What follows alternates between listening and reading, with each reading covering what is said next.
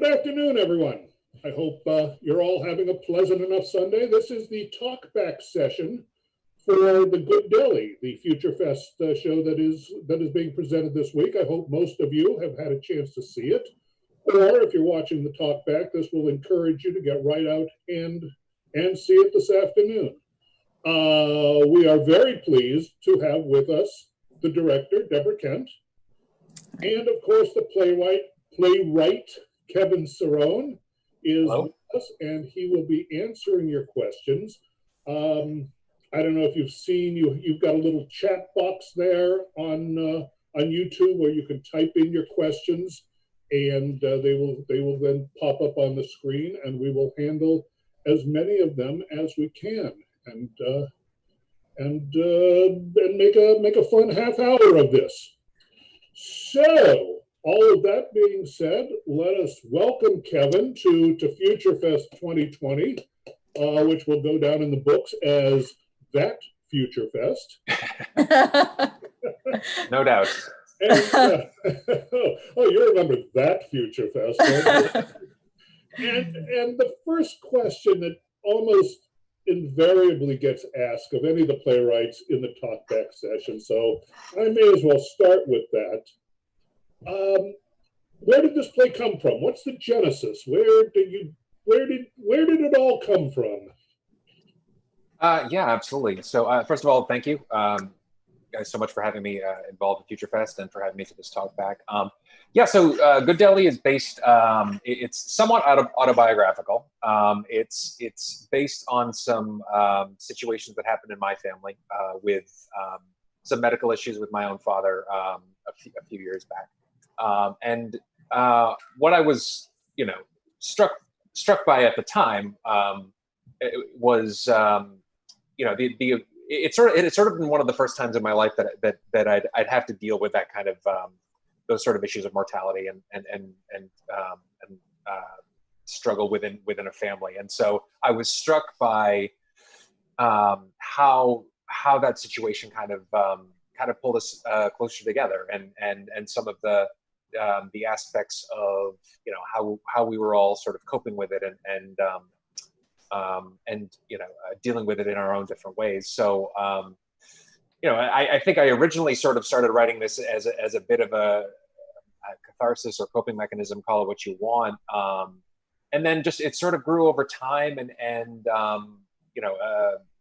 there was this strange road trip that happened, sort of a little after the medical stuff around getting to this deli in Revere, Massachusetts, and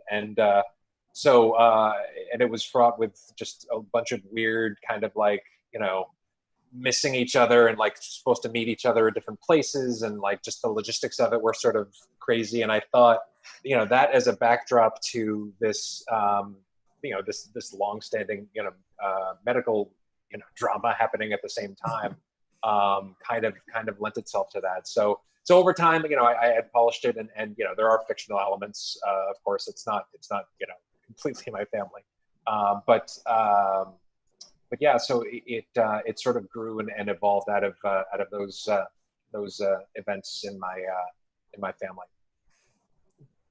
So you said it's a little on the autobiographical side.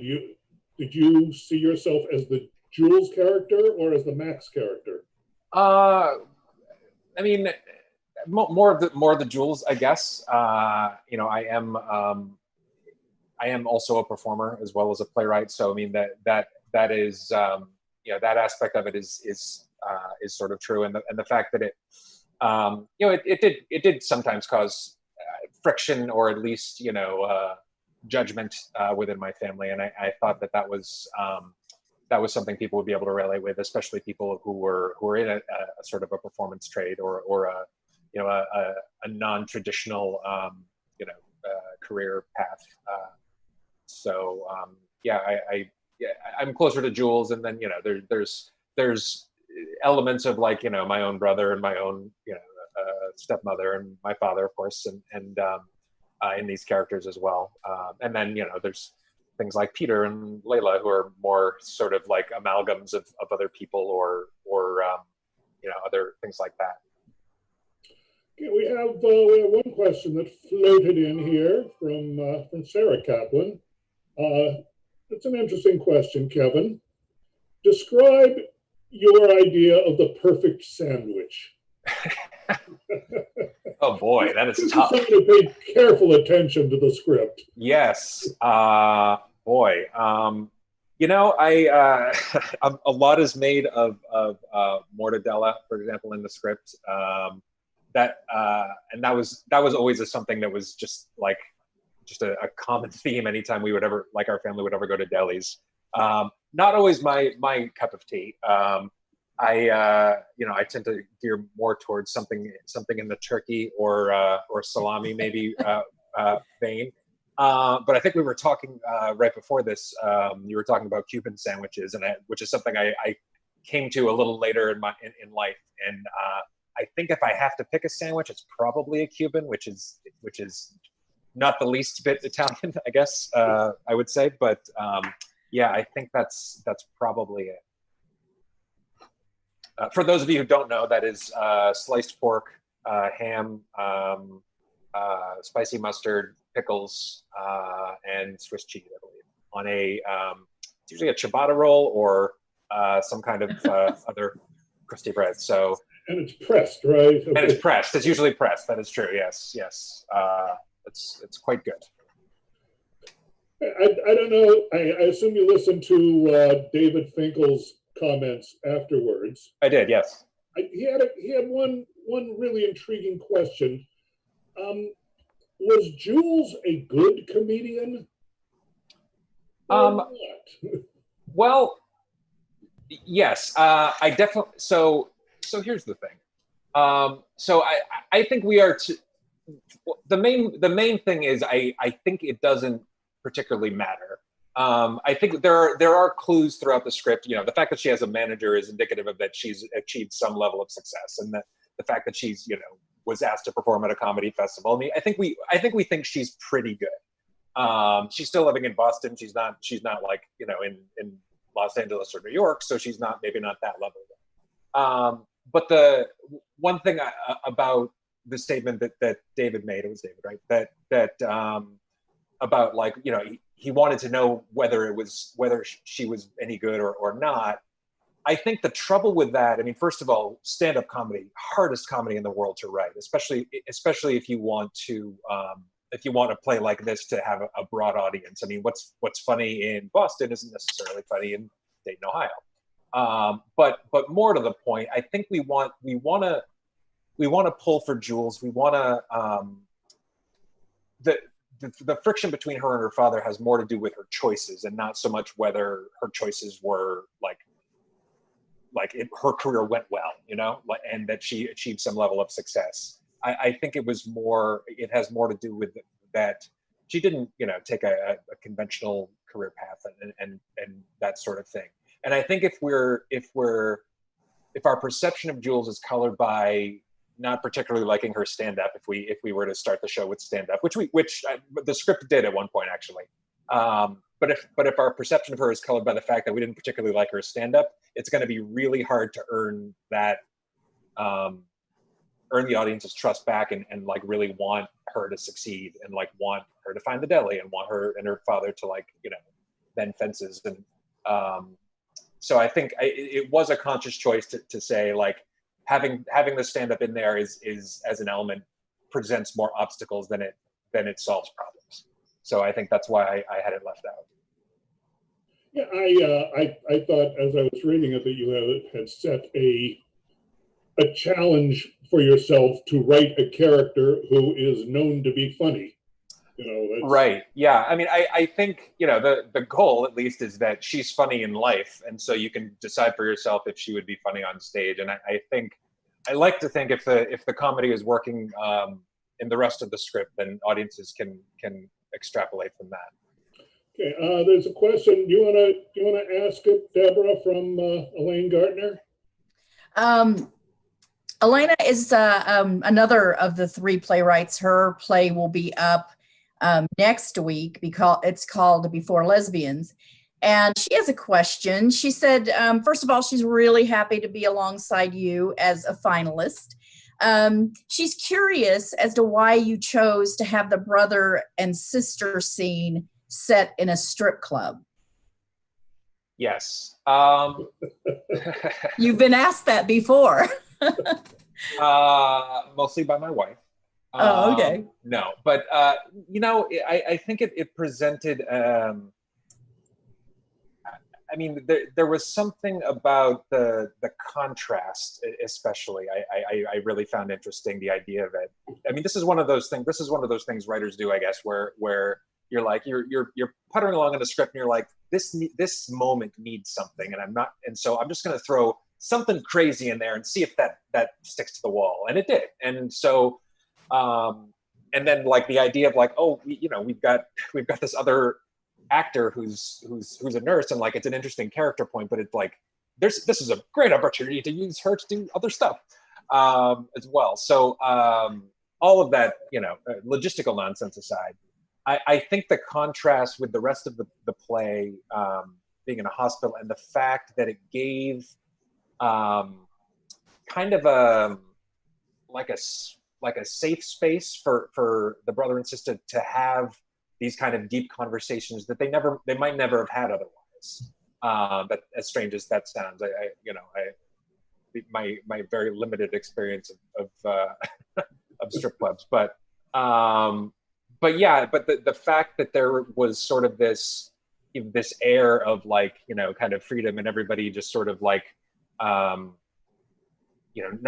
having to worry, and at the same time, with a lot of alcohol and just, fun happening. I don't know why I used air quotes there, but it sort of gave them the opportunity to sort of loosen up and have those kinds of conversations. And I think that was the important aspect of it. As far Well, as I'd like to ask you something else concerning that. Sure. You intentionally had the two characters, Layla and Fortune, be played by the same actress. Mm-hmm. So do you want to talk about, tell us why you wanted the same person to play both roles? Well, let me piggyback onto that just a second, Deborah, because this is something we talked about in rehearsal. You have one line in there where Jules says, it's the gig economy. Everybody has a night job. Did you originally intend the character to be the same person? That's a great question, and like I kind of picked up on that when I saw it when I watched it last night. Yeah, that does they're definitely supposed to be different people, but I think there is something kind of, so Max's sort of fixation on Layla the nurse, it is sort of, there is something kind of a little bit pure about it, if that makes any kind of sense. At least that's the intention. And there's all these issues that come into play with it in a situation like this, where and then the what do you call it, the Florence Nightingale effect kind of a thing of like somebody who's in a position of healing and like nurture is it has a certain effect, especially if you're somebody who's going through a traumatic time. So I think that having that aspect, and again, sort of contrasting it against this other character who's just very free and like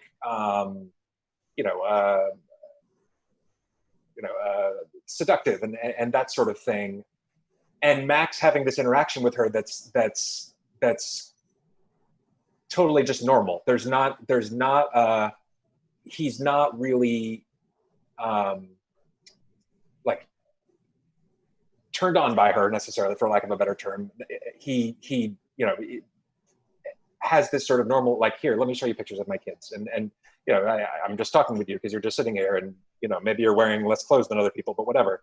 And I think that contrast was interesting to have those sort of two kind of symbols of I'm fumbling for the word here, but symbols of something different, and things that Max had not gotten to experience before, and like a sort of on the one side, the sort of like pure like quote unquote obsession with the nurse, and then something that's a little more like outside of his comfort zone, but also just like a totally normal interaction and something that he wouldn't have otherwise had. I don't know.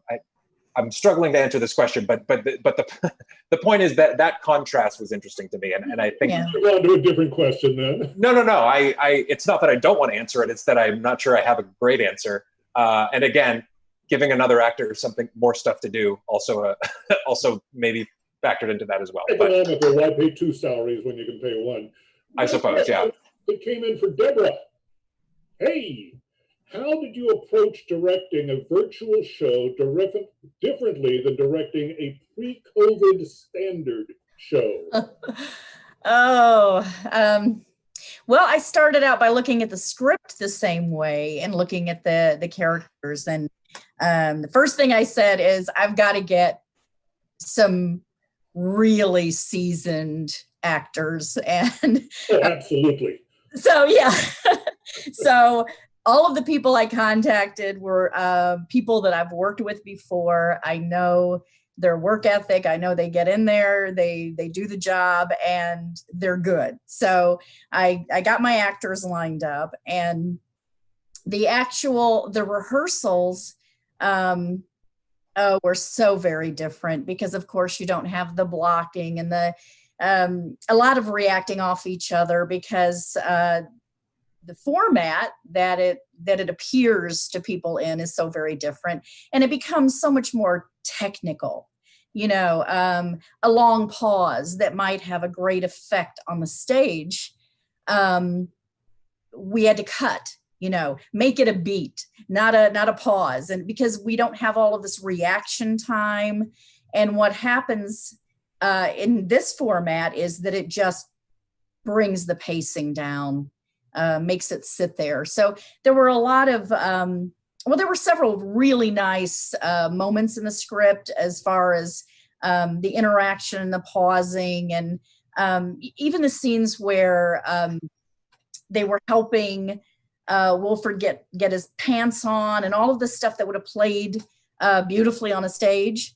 We kind of had to talk through a little bit of the narration so that people knew what was going on. So obviously all that was different. Theater is live for a reason. And so I do miss, we didn't get to have a lot of that opportunity that you work a script for and discover throughout a rehearsal process. But on the other hand, I think all of us learned a little bit about setting up Zoom rehearsals and this whole process. And I just want to call out our editor, who did just a brilliant job putting this all together. And so anyway, it was a process that took a whole lot of people. And the sound, my actors, in fact, we only had one rehearsal where we actually played the sound, so that they could hear what they were going to be reacting to or how it was going to sound in the final product. But that was just one night. We just, pretended the music was playing, pretended the phone was ringing, and we just sent all of the sound to be edited in. So it's a very, very different process than actually rehearsing on the stage. I have a comment, not a question, comment from Dorothy Mikowski. She says, I don't have a question, but I wanted to commend the author, that would be you, Kevin, for having Dana tell Jules that she loved her, and Jules replied in kind. Lovely, and also it goes against the stereotypical mean stepmother. I think Dorothy has been watching a lot of Disney. Yes, that could very well be. Well, thank you. That is a very nice compliment. Yes, I don't know what else to say. Thank you for that. And a question that comes in from Todd here, and it's kind of the same one as I had written down. After seeing the show in this format, is there anything you think you might change or things that played better than you thought you would? Or the way I'd phrased it, is there anything that surprised you good? You sat back and went, wow, I wrote that? I'm brilliant. Or is there anything that made you go, oh crap, I got to change that? I thought I was brilliant the whole time. Not at all. No, I thought a lot of it worked pretty well. I mean, this is a relatively mature work. Like it's gone through a few iterations and a few readings. So like hearing the words aloud, a lot of it. I think for me, yeah, there's a very early scene, and actually, I think there's a revision past the version that FutureFest did, where Peter is talking about why he left the priesthood, and talks about, and there's some derogatory language that's used that I eventually decided I didn't care for, and so mostly, and hearing it aloud, I agree with my decision. I think it's just his description of his priest mentor and all of that sort of it kind of hits the ear a little weird, and it lands with the wrong kind of it just feels like it felt too heavy-handed. So I think I scaled that back a little bit, and it allowed the moment between Peter and Jules kind of like burgeoning, sort of like, oh, okay, this guy's okay, and like this turned out all right, and that there's like a little bit of a blooming kind of kinship there. That's really what I wanted out of that moment, and not this whole thing about the priesthood. Like that story is important, but it was a little heavy-handed. So I'm glad that I have tweaked that since then. For the most part, the rest of the script I haven't messed with too much since the overall for me, and I was saying before, I just finished the Kennedy Center intensive, so I learned lots of crazy great stuff about writing and stakes and moments and things like that. I think if anything can work, it's less the language and more about just elevating some of the conflict and elevating some of the stakes of some. So it's a lot of very nuanced changes I want to make. As far as that goes, but I think the through line of the plot is in pretty good shape. I like the arc of the characters in general.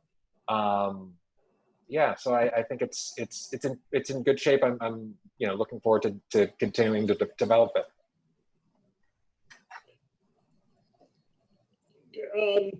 Dorothy also asked a question, I guess, for Deborah also. Did the actors memorize their parts, or did they keep scripts nearby for reinforcement? The actors had their scripts on a separate device next to their screen.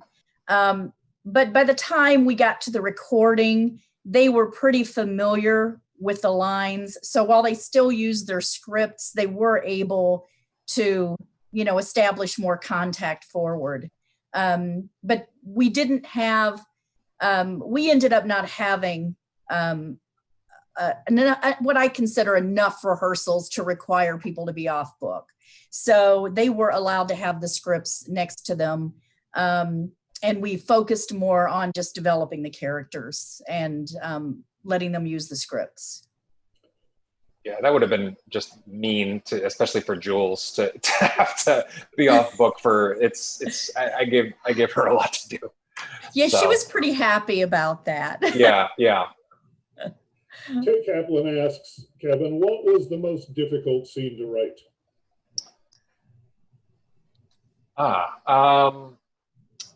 Interesting. So, yeah, like I said, these are, at least through a certain lens, these are real people in my life, and Wilford's based on my actual dad. So anytime, especially that the scene at the end of Act 1, where he's sort of like calling out for help, and is in this kind of like feverish, because he's got this infection that's like causing him to be drowsy and stuff like that. That stuff happened. Like that was those were real events that went on. And I think I was the only person in the room when it did. And so, that was a little traumatic, and having to put that on paper, and that's something, it's always tough. I say that like I've done this before with autobiographical stuff. yeah, I imagine it's always tough when it's real, when it's based on actual events that, you know, you have to relive a certain amount of that. You want to feel like what you're writing down is true to the events that happened, while still, you know, having the freedom to you know, fictionalize where it's necessary, to elevate character traits and characters, and you know, composite characters as needed, and that sort of thing. And so that was a scene where, you know, having that all in my mind was challenging. But I think you know, I think it worked. I think the payoff is there. I think it leads nicely into, you know, the intermission and and all of that. So I think that was the one though. We do have another question here. What parallels and echoes do you see with Jules's relationships? Parallels and echoes. With her relationships, I guess I'm not asking you. I'm asking whoever asked. I think it's with Jules' relationships around her, within the other. Yeah. Okay, yeah, that's a good point. So I mean, I think it's telling that the first person she sort of tells this situation is kind of a stranger. I think the whole dynamic with her family is that she does have like kind of a wall up with these people, less so with like Max, say, but like with her father for sure. And so I think that's telling. But the nice thing about her relationship with Peter is that sort of you know, that's sort of the dangling carrot of her kind of being able to sort of like realize that she can kind of forge these relationships, and she can have these kind of adults, you know, intimate relationships with people in her family and people she hasn't been as close to. And so I think as time goes on within that script, the parallel with her, like her relationship with Peter starts to I think filter into, you know, her relationship with her father and with Dana. And so there is that sort of that echo. That's a good way to put it, of that relationship as the story goes on. We have a comment and a question from Susan Crane. It says, "Hugs, sweetie, Mom." I'm assuming you know what that's all about. Yeah, that's code. I think that's Russian spy work probably. But no, thank you, Mom. Love you. Well, I just want to say, I'm sorry. I just want to say too, Kevin, I liked the character of Peter a great deal, and I like how you pulled him in. It seems like so often when people are in a crisis situation, you need someone outside that situation to talk to. Mm-hmm. And I really enjoyed the repartee that did develop between the two of them.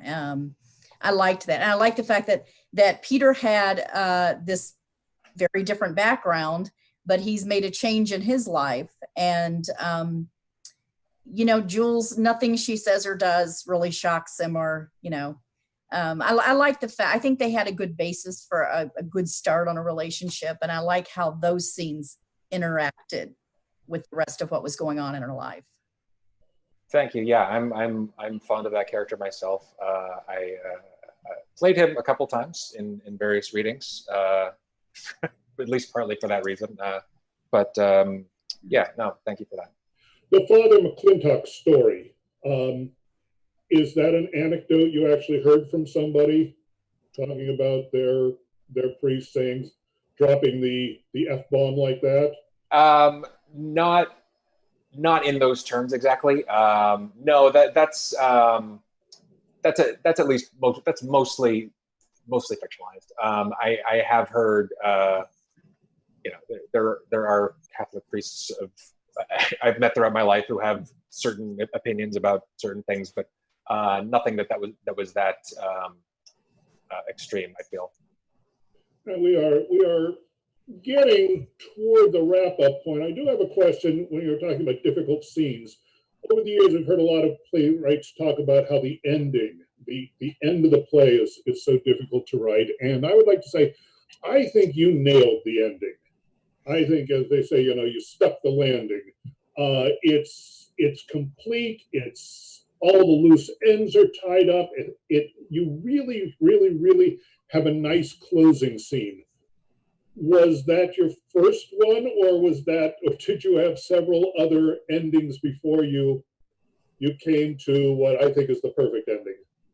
Well, so that's a good question. So in some of the earlier iterations, the scene with Jules and Peter actually preceded it didn't precede. It was stuck in the middle of the scene with Jules and her father, and then Max and Dana coming in, and she goes to take this call, and then has the scene with Peter, and then comes back, and then they finish with the family eating together.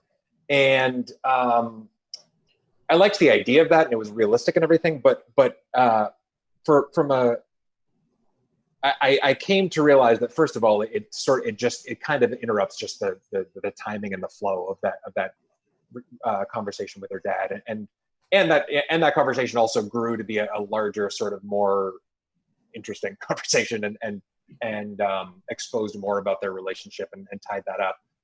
But I think also it's important to not have resolving the relationship with Peter and Jules as so much of an aside. I think it's important to point to, a lot of this play is about Jules figuring out how to be an adult and figuring out how to forge relationships with people, and I think it's important to sort of tie that up, and I think it was a nice way to end the piece in a way that's satisfying, as well as but also, is an important an important plot event. Okay, well, you've run out of voice, and we're out of time. I have to plug and tell everybody that you can still get access to this show and next week's show, Before Lesbians, by going to www.daytonplayhouse.org and follow all the appropriate links. If you've already seen last week's show and this show, great. If you haven't, you've got till Thursday at midnight to see the Good Deli, and then at midnight Thursday, Before Lesbians starts streaming. Thank you for the time you've spent with us, Kevin. And thank you for the play. It was really a tremendous joy to work on. Deborah, thank you for all the work that you did on it. Thank you. And thanks to all of you for your questions and have tuned in and watched and asked. And now we are all supposed to wave at the camera so that God knows when we're through. I just want to say real quick, something I didn't get to mention was that thank you so much to the actors. It was really, and to Deborah. It was a really, I'm really proud of the work that was done and the rendition of my script. So thank you, Kevin. Thank you so much for that.